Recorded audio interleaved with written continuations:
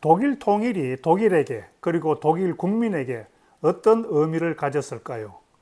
통일된 독일은 분단 시기의 소독과 무엇이 어떻게 다를까요? 그것이 우리에게 주는 의미와 시사점은 무엇일까요? 이들을 총정리하면서 한반도 통일을 위한 저의 각오, 그것을 상징적으로 보여주는 통일염원비 건립과 통일염원식 거행을 여러분에게 소개하고자 합니다. 독일은 통일 이후 큰 어려움을 겪었습니다. 그러나 통일된 독일은 국력에 걸맞은 정치력을 발휘해야 한다면서 유엔 안전보장이사회 상임이사국의 자리를 공개적으로 요구하고 세계 정치 무대에서 중심 역할을 하고 있습니다. 돈으로 환산할 수 없는 정치 강국이 되었습니다. 미국의 세계 정치를 반대할 수 없었고 쫓아야만 했던 분단 시기의 서독이 더 이상 아닙니다. 군대를 해외에 파병해 전투하는 행위에 대한 옳고 그름을 떠나 독일은 현재 유엔 헬멧을 쓰건 안 쓰건 군대를 파견하고 국력에 걸맞은 군사적 역할을 세계적 차원에서 찾고 있습니다. 2003년 이라크 전쟁 시에 나토의 맹주인 미국이 참전을 간곡히 요청해도 NO라고 단호하게 응답했습니다. 현재 우크라이나 전쟁에서도 마찬가지입니다. 독일은 분단 시기에는 상상조차 할 수 없는 군사적 자주권을 보여주고 있습니다. 이것 역시 돈으로 계산할 수 없는 중요한 주권 국가의 가치입니다. 독일은 엄청난 통일 비용을 쏟아부어야 했지만 그것을 디딤돌로 삼아 1960년대의 라인강의 기적을 이어 엘베강의 기적이라 할 경제 성장을 일으켰습니다. 영국이 포함되었던 유럽연합 EU 28개국 전체가 생산한 총 GDP 가운데 약 3분의 1을 통일 독일이 차지했습니다. 비록 구 동서독 지역과 동서독 주민 간의 차이가 있긴 하지만 통일 독일의 모든 주민은 성장의 혜택을 누리고 있습니다. 분단 시기와 비교할 수 없는 경제 강국이 되었습니다. 현재 독일은 경제적으로 다른 국가들과 마찬가지로 큰 어려움을 겪고 있습니다. 그러나 그것은 통일에 의한 것은 아닙니다. 통일 이후의 경제 정책과 국제적 환경이 크게 영향을 미친 결과입니다. 40년의 분단을 통해 조성된 동서독 주민 간의 심리적, 정서적 이질감이 여전히 존재하고 있음은 사실입니다. 그러나 사회 통합이 크게 진전되고 있습니다. 통일 15년인 2005년 동독 출신이 최초의 연방 여성 총리가 되어 2021년까지 16년 동안이나 국가를 이끌었습니다. 연방 대통령, 연방의회 의장, 독일의 국가 스포츠라 할 축구 국가대표팀 감독과 주장도 동독 출신을 거쳤습니다. 동서독 주민이 함께 새로운 하나의 조국을 만들어가는 사회문화 강국입니다.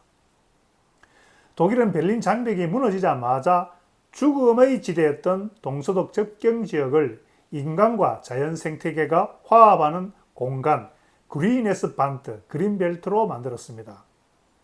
냉전 시기 전 유럽을 동서로 갈랐던 철의 장막을 유럽 그리네스반트로 변모시키는데 통일 독일이 중심적 역할을 하였고 독일이 그 중심이 되었습니다. 구동독 메클렌부르크 포메른 지역은 가장 모범적인 재생에너지 연방주로 성장했습니다.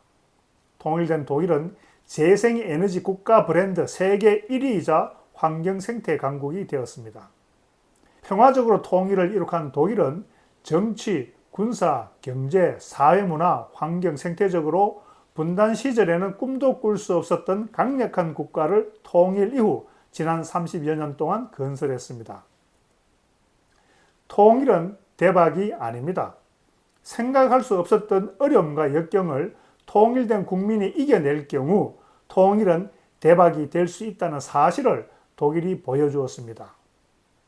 그 바탕은 서독이 제시하고 통일 독일이 이어받은 자유롭고 민주적인 기본 질서, Freiheitliche und demokratische Grundordnung입니다. 자유민주 기본 질서, The Basic Free and Democratic Order는 대한민국 헌법의 전문과 제4조 통일조항의 명확하게 규정되어 있습니다.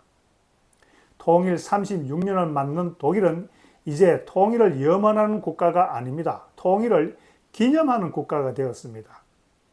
우리에게 통일된 독일은 먼저 온 우리의 미래입니다. 통일, 가지 않은 길로 끝까지 가야만 하는 우리의 소명의식을 통일 독일이 일깨우고 있습니다. 올해 우리의 분단 81년입니다. 통일을 통해 독일이 이룩할 수 있었던 정치강국, 군사주권국, 경제강국, 통합된 사회문화 강국을 우리의 통일 비전으로 가슴에 깊이 묻읍시다. 뜨거운 마음, 냉철한 이성으로 통일에 대한 우리의 국민적 의지를 다시 한번 통일하고 다집시다. 저는 분단 76년째인 2021년 8월 15일 통일 염원비를 세웠습니다. 장소는 판문점 인근 민간인 통제선 내였습니다. 그러나 군에 의한 출입 통제로 일반인의 접근이 어려워 2024년 통일 염원비를 속초의 아바이 마을로 이전했습니다. 아시다시피 속초 아바이 마을은 한반도의 분단, 전쟁의 비극, 이산가족의 아픔을 상징하는 지역이기 때문입니다. 통일 염원비 앞면에 저는 한반도 분단의 장벽이 무너져라는 의미에서 열려라를 새겼습니다. 글씨체는 남북한이 모두 존경하는 한글을 창제한 세종대왕이 만든 훈민정음체입니다. 통일이 남북한 주민에 의해 이루어져야 함을 말하고자 했습니다. 열려라 글 밑에는 한반도의 팔도강산이 분단되었음을 보여주는 8개의 철조망 가시 사이에 분단을 새겼습니다. 그리고 아래 왼쪽에 분단된 해인 1945를 새기고 그 오른쪽은 비워두었습니다. 언젠가 한반도가 통일되면 그 해를 그곳에 새길 것입니다. 1945년 8월 15일은 한반도가 일제의 압제에서 해방된 날입니다. 그러나 동시에 미국과 소련에 의해 남북으로 분단된 날이기도 합니다. 36년 동안이나 지속되었던 일제의 식민지 지배에서 벗어난 기쁨을 우리는 분단의 해가 길어질수록 다시 생각해야 합니다. 매년 8월 15일이 국가적 기념식을 가지며 해방을 기뻐하는 날만이 되어서는 안 됩니다. 우리의 선열들이 일제 시기에 목숨을 바쳐 투쟁했던 조국의 완전한 독립, 그 뜻을 이어 한반도의 통일을 완수해야 할 의무가 우리가 아직까지 이루지 못한 것을 반성하는 날이 8월 15일이 되어야 합니다. 8월 15일은 광복을 기뻐하는 날이자 분단을 부끄러워하고 분단을 반성하고 통일을 기필코 이루겠다고 각오하는 날이 되어야 합니다. 이런 의미에서 저는 통일 염원비 뒷면에 분단 횟수만큼 철조망 가시를 매년 새기고 있습니다. 통일 염원비를 건립한 2021년 8월 15일은 분단 76년째였습니다. 75개의 철조망 가시를 새겨놓고 8월 15일 정오에 저는 통일 염원식을 가지면서 망치로 76번째 철조망 가시를 직접 새기고 검은색 칠을 했습니다. 매년 8월 15일 10시에 우리 정부는 광복절 기념식을 열고 있습니다. 저는 12시에 지속되는 분단을 반성하고 통일을 위해 더욱 힘쓸 것을 다짐하는 통일 염원식을 열고 있습니다. 또 한 해의 분단이 늘었다는 의미에서 철조망 가시를 하나씩 더 새기고 있습니다. 통일 염원비 뒷면에 새겨진 철조망 가시가 이제 80개가 되었습니다. 며칠 후 8월 15일 철조망 가시가 하나 더 늘어날 것입니다. 통일 염원비의 앞면에 1945년 옆에 통일된 해를 새기고 통일 염원비 뒷면의 철조망 가시에 마침표를 찍는 그날이 반드시 올 것입니다. 통일 염원식이 아니라 통일 기념식을 가질 그날이 반드시 올 것입니다. 독립운동에 헌신했던 선열들의 부끄러워하지 않고 대한민국 만세를 기쁨으로 외칠 그날이 반드시 올 것입니다. 우리가 어떤 민족입니까? 일제에 의한 혹독했던 식민지 시기, 전쟁의 비극을 겪어서도 우리는 인류 역사상 가장 짧은 시간에 정치적 민주화와 경제적 성장을 이루지 않았습니까? 독일이 통일했는데 우리가 통일을 하지 못할 이유가 어디에 있습니까?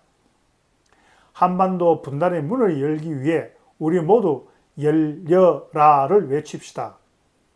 열려라가 외침으로 끝나지 않고 우리 각자가 통일을 위해 일상에서 노력하겠다는 다짐이 되도록 합시다. 통일은 우리의 의지에 달려 있습니다. 통일의 그 길을 우리 함께 끝까지 걸어가십시다.